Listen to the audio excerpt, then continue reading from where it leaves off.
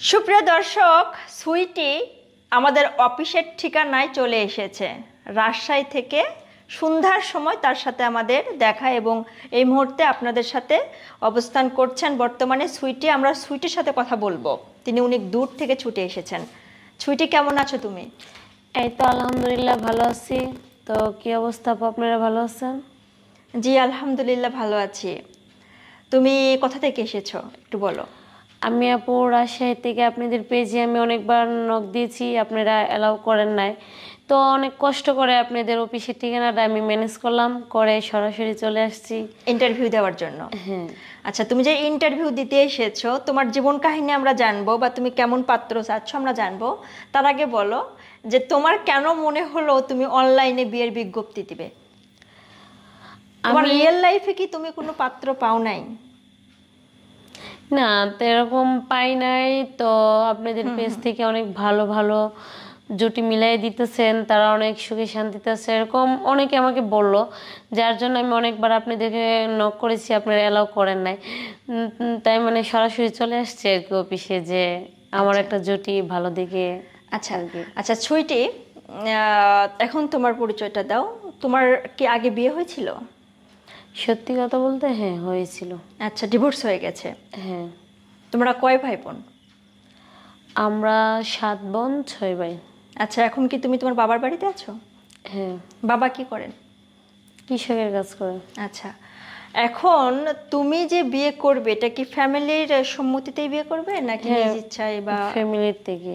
আচ্ছা, পড়াশোনা কত দূর করেছো? বুঝিনি তো, আমরা 6 ভাই 7টা বোন, অনেক তো এক হাতে মানুষ করে। আমার বাবা মানে কৃষকের কাজ করে, তো এরকম একটা পড়ালেখা করতে পারি না আর কি। করতে পারো না। আচ্ছা দর্শক, আপনারা দেখতে পাচ্ছেন সুইটিকে, গায়ের রং সাদা। তোমার হাইট কত? 5 ফুট 2, একটু আগে বলেছো। হাইট 5 ফুট 2, গায়ের রং সাদা, ভদ্র, নম্র। এবং সুইটি, তুমি কেমন পাত্র চাচ্ছ?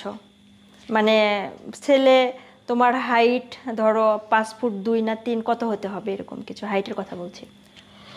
তো আমি মানে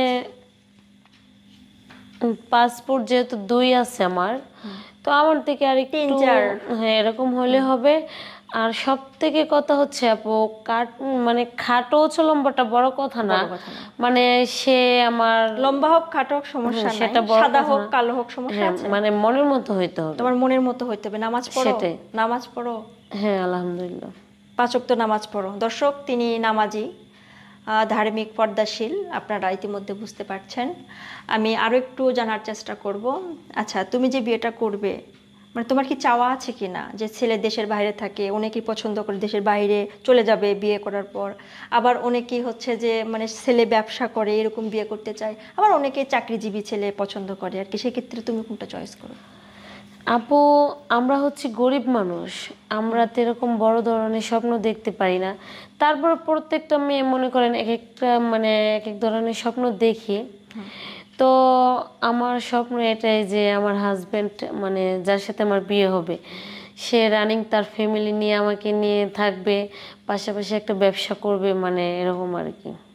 আচ্ছা, মানে যেমনই হোক সমস্যা নাই। হ্যাঁ। আচ্ছা, তো আমাদের পেজে যেহেতু ভিডিও ছাড়ার পর প্রবাসীরা বেশি নক করে আর কি, সেই জন্য তোমাকে এই প্রশ্নটা জিজ্ঞাসা করা।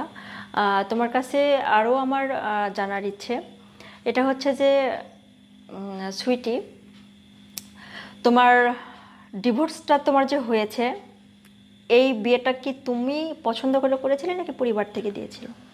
এটা ফ্যামিলি থেকে দিয়েছিল। তারপরে মানে ছেলে নেশাপানি করতো, মারধর করতো, পরে একটা বিয়ে করে নিল, পরে মানে এভাবে ডিভোর্স হয়ে গেছে। বাচ্চা আছে কি সেই ঘরে? না, বাচ্চা নাই।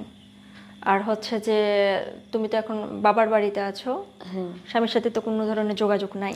না না, মানে আইনত কত বছর